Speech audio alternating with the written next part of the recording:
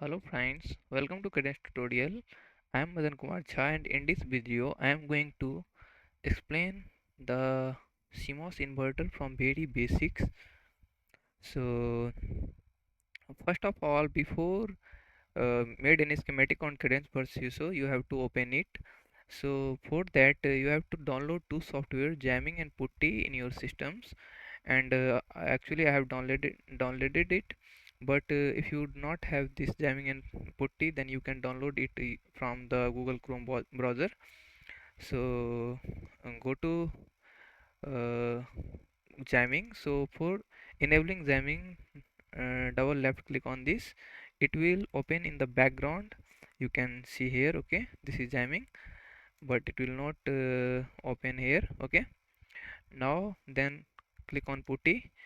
So in PuTTY you have to load here the IP address on which you are working or your server is. So actually I am working on two IP address, but now I am going to use this IP. So 10.12.8.7 is my IP address. Then go to this plus icon SSH, then x11 and enable this x11 forwarding. Okay, then open this. After opening this, you have to enter your login ID. So my login ID is 24118823. Then enter your password. So the password will be hidden, it will not show here, but you should enter it correctly. So I am entering my password. So I have entered my password.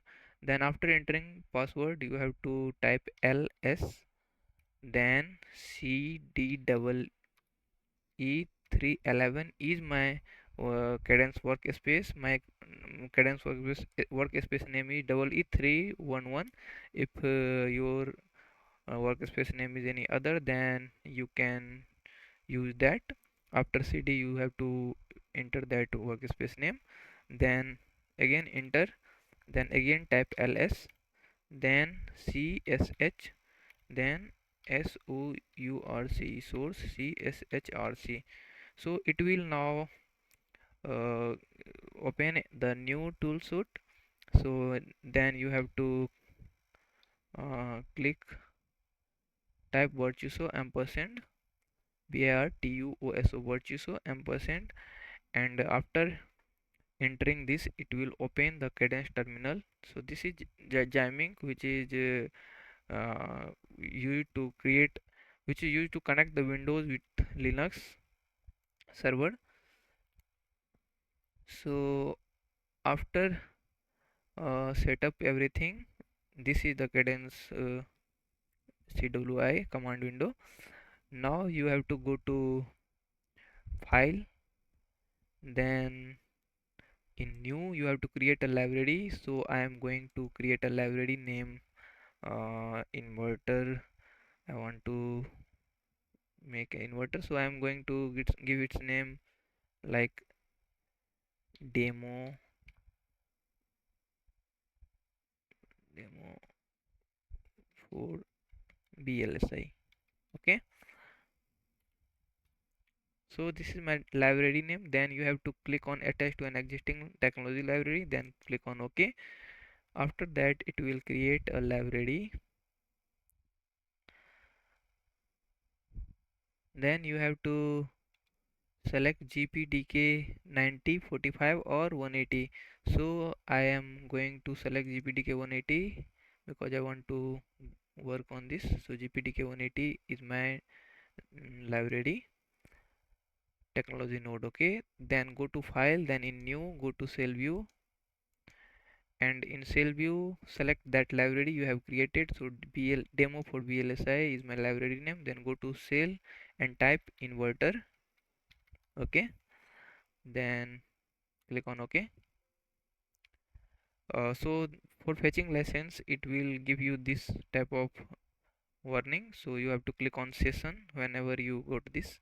Okay, so this is the workspace of Cadence. Now I am going to create a NMOS CMOS inverter. So for that I have to instance of PMOS and NMOS. So press I for instance, and go to GPDK 180 library. So this is GPDK 180 library. Then go to cell view. In cell view you have to search for PMOS. So this is my PMOS. Now you can change the width if you want, but I'm going to make the same width. Okay, so hide it, then use it here, then escape, press I, then again go to GPDK 180 library and press type NMOS. Okay, so this is the NMOS. If you want to change it width you can change. So I'm going to change it width to 1 micrometer because for a ideal CMOS inverter the NMOS size should be half of the PMOS width, sorry. So I'm going to change it width, then connect the drain of the PMOS with the drain of the NMOS using wire. So for wire you should press W. W is shortcut for wire. Okay, but if you want to uh, do this manually without shortcut, then you can use from here also, but I'm going to connect this using W. Okay, so press W, then connect the gate of the PMOS with the gate of the NMOS. Then I have to create schematic. I have to create a pin for input and output. So for input I'm going to generate an input pin whose name is A. So this is input pin, then output pin. So again press P for pin, then output, and press Y for output pin. Okay, flip horizontal for a good looking schematic. So now you should connect the input with this gate terminal and the output with this Y. So after connecting this you should connect the DC voltage to the PMOS and ground to the NMOS source. Okay, so I'm going to press I. In analog library I will find the DC voltage. So go to analog lib, then search here VDC, and this is the DC voltage source, and set the DC voltage to 1.8 volt for GPDK 180 nanometer technology, then hide this. So this is 1.8 volt DC source, then press I again, uh, type here BDD. So this will be the BDD pin which will connect this DC, this voltage with this voltage. Okay, this DC voltage with this DC voltage virtually. Okay, actually I'm going to connect it. Okay, so this will connect the both DC voltage virtually uh, without seeing a wire. The wire is basically hidden here, so you can use the BDD pin for always connecting the DC voltage. Okay, now press W, then connect the bulk or body of this PMOS with the BDD and the bulk of the NMOS with ground, but I haven't fetch the ground. So go to analog library, press G and D for ground, then this is the symbol of ground. Go to hide, then use it here. Okay, and also here. Then again press W and connect the source of this NMOS with ground and also body of this NMOS with ground. Okay, okay. So this is the schematic of a CMOS inverter. Now I want to see its transient and DC analysis. So for transient analysis I am going to give a B pulse to this inverter. So the voltage 1 will be 1.8 volt, voltage 2 will be 0. It will generate a square pulse if I am giving a 10 nanosecond delay without 10 nanosecond period without any rise and fall time. I am giving the pulse width at 5 nanoseconds such that so that it will generate uh, a uniform square wave. Then hide it. Okay, use this pulse voltage here. Then press W, connect the positive terminal of this pulse with the gate and input pin. Then for copying, use can use the shortcut key C. So press C, then select on this ground and then connect the ground terminal with the negative of this voltage source. So this is the final schematic of a CMOS inverter.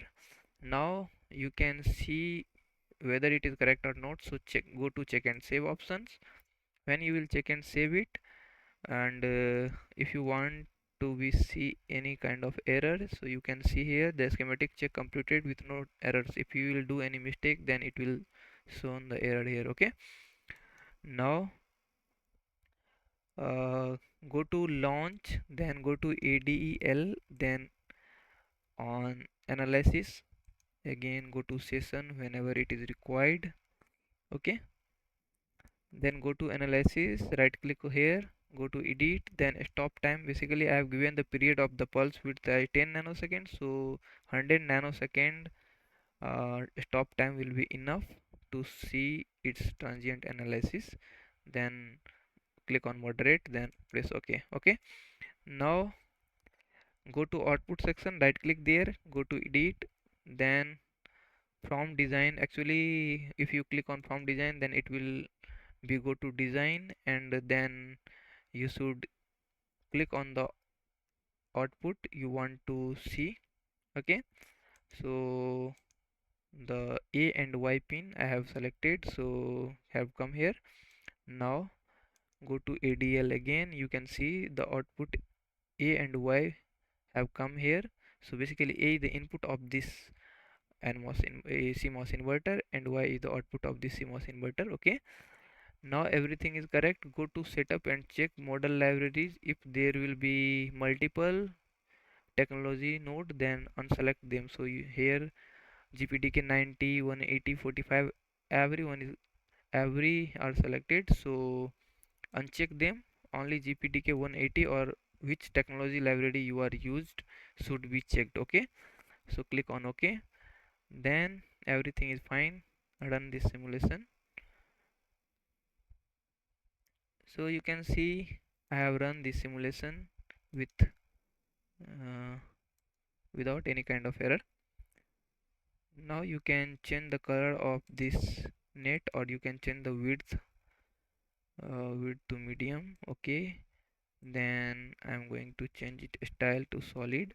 So this is the output of this, the transient analysis of CMOS inverter. You can see when our input is 1, output is 0, that is high. When input is high, output is low. When output is high, input is low. Okay, so this is CMOS inverter transient analysis. Now I'm going to see its DC analysis. So close this, then again close this,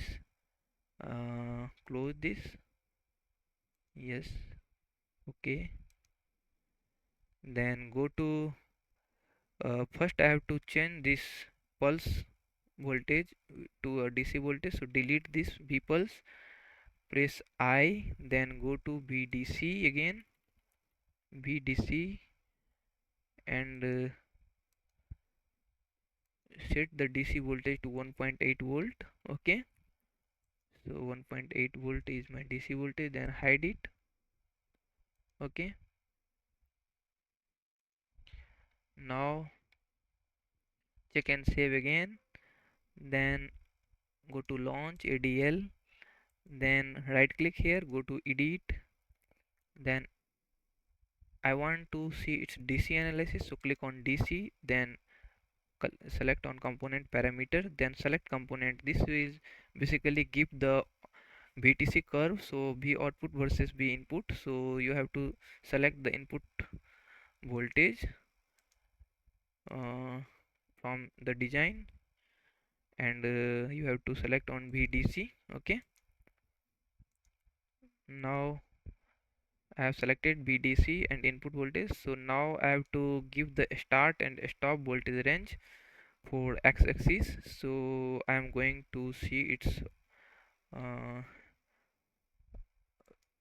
output from 0 to 1.8 volt. Okay, so x-axis will be from range of 0 to 1.8 volt. Now click on OK, then go to ADL. So now I want to show the output, see the output. So click on edit output section, right click on edit, then go to design. So click on from design, and I want to see input as well as output. So click on A and Y, then press OK. Then everything is okay. Again go to setup, and in model libraries again uncheck this all, only GPTK 180 should be here. Then click on OK and run this DC analysis. Okay, so this is the VTC curve of NMOS inverter, CMOS inverter, sorry,